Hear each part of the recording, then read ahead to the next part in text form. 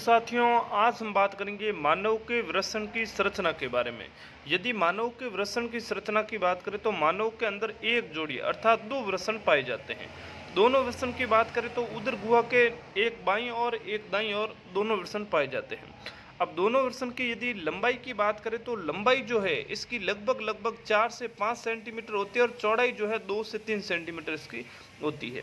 यदि एक सामान्य वृषण के भार की बात करें तो लगभग एक सामान्य वृषण का भार 25 ग्राम होता है और इसकी आकृति की बात करें तो इसकी आकृति जो है अंडाकार होती है। अब देखिए, वृषण की बात करें तो मानव का जो वृषण है वो एक शरीर से बाहर एक थैलीनुमा संरचना पाई जाती है जिसे वृषण कोश कहा जाता है। इस वृषण कोश के अंदर दोनों वृषण पाए जाते हैं। अब सीधी सी बात है कि सामान्य व्यक्ति का तापमान जो है वो 37 डिग्री सेंटीग्रेड होता है, लेकिन वृषण जब शुक्राणु का निर्माण करता है तो उसे लगभग 2 से 2.5 डिग्री सेंटीग्रेड तापमान कम की आवश्यकता होती है, या अपन कह सकते हैं लगभग 35 डिग्री सेंटीग्रेड तापमान पर शुक्राणु का निर्माण किया जाता है। अब शरीर का तापमान से कम तापमान जो है रखने के लिए बाहर एक थैलीनुमा संरचना पाई जाती है जिसे वृषण कोश कहा जाता है। उसी वृषण कोश के अंदर अपने दोनों वृषण उपस्थित होते हैं। अब यदि सामान्यतः बात करें तो जब भ्रूणावस्था की बात करें तो जन्म से पहले वृषण जो है उदर गुहा के अंदर उपस्थित होते हैं, लेकिन 7वें मंथ के अंदर जो है इस उदर गुहा से वृषण कोश के बीच एक नली निकलती है। इस नली को इंगुआइनल नलिका कहा जाता है। इस इंगुआइनल नलिका के माध्यम से क्या होता है, वृषण जो है वृषण कोश के अंदर आ जाते हैं। बाई चांस यदि वृषण कोश में नहीं आ पाए तो उस प्रोसेस को कहा जाता है क्रिप्टो ऑर्किडिज्म। और इसका उपचार क्या है, यदि किसी के वृषण कोश में नहीं आए, उदर गुहा के अंदर ही रहे, तो उस प्रक्रिया को बोलते हैं क्रिप्टो ऑर्किडिज्म। इस स्थिति के अंदर व्यक्ति बीमार हो जाता है, उसको कैंसर जैसे रोग हो जाते हैं।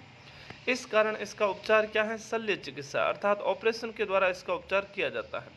और उपचार करने की जो प्रक्रिया है उसे क्रिप्टो ऑर्कियोपेक्सी कहा जाता है।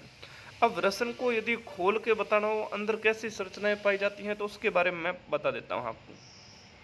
देखिए, सामान्यतः वृषण जो है वृषण के अंदर ये देखो 3 परतें इसके अंदर बनाई गई हैं। सबसे आंतरिक परत है उसे टेनिका वेसिकुलेसा कहा जाता है जो केवल पुरुषों में पाई जाती है। मध्य वाली परत है उसे ट्यूनिका एल्बुजिनिया और बाहरी जो परत है उसे ट्यूनिका वेजिनालिस कहा जाता है। तो अपन कह सकते हैं एक वृषण के अंदर 3 प्रकार की परतें पाई जाती हैं, ट्यूनिका वेसिकुलेसा, ट्यूनिका एल्बुजिनिया और ट्यूनिका वेजिनालिसा। ठीक है। इसके अलावा बात करें तो वृषण के अंदर ये वाली इस प्रकार से जो संरचनाएं पाई जाती हैं, ये इस प्रकार की संरचनाओं को क्या कहा जाता है, वृषण पालिका कहा जाता है। और कुल वृषण पालिकाओं की संख्या की बात करें एक वृषण में तो 200 से 300 होती है, या अपन कह सकते हैं 250 से लेकर 300 होती हैं। ठीक है। और ये वृषण पालिका जो है, इस वृषण पालिका के अंदर ये जो छोटी छोटी नलिकाएं पाई जाती हैं, इस नलिका को शुक्र जनन नलिका कहा जाता है। और शुक्र जनन नलिका की संख्या जो है एक वृषण पालिका में 1 से 3 हो सकती हैं, या 2 हो सकती हैं, 3 हो सकती हैं, या 1 हो सकती हैं। इस प्रकार से वृषण पालिका व्यवस्थित होती है और ये एक प्रकार की कुंडली संरचनाएं होती हैं। इसके बाद यदि अपन बात करें तो वृषण जितनी भी वृषण नलिका या शुक्र जनन नलिका है वो वृषण पालिका से आती हैं और बाहर एक संरचना गुच्छ नामक ये संरचना बनाती है, इसे रेस्टेसिस कहा जाता है। अब ये रेस्टेसिस आगे जाके शुक्र वाहिनी में चेंज हो जाती हैं और यहाँ से यहाँ पर ये बहुत सारी ऐसी लच्छेदार संरचना पाई जाती हैं। इस संरचना को कहा जाता है अधिवृषण।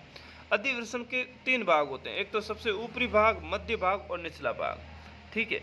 इसके अलावा ये बहुत सारी छोटी छोटी संरचनाएं निकलती हैं, उसे ट्यूबुलाई रेक्टी कहा जाता है। और ये एक बीच में इस प्रकार की संरचना जो है, इस संरचना को कहा जाता है रेस्टेसिस। ठीक है। तो सीधी सी बात है, इस प्रकार एक वृषण की संरचना होती है। यदि वीडियो अच्छा लगा चैनल को सब्सक्राइब जरूर करें। जय हिंद, जय भारत।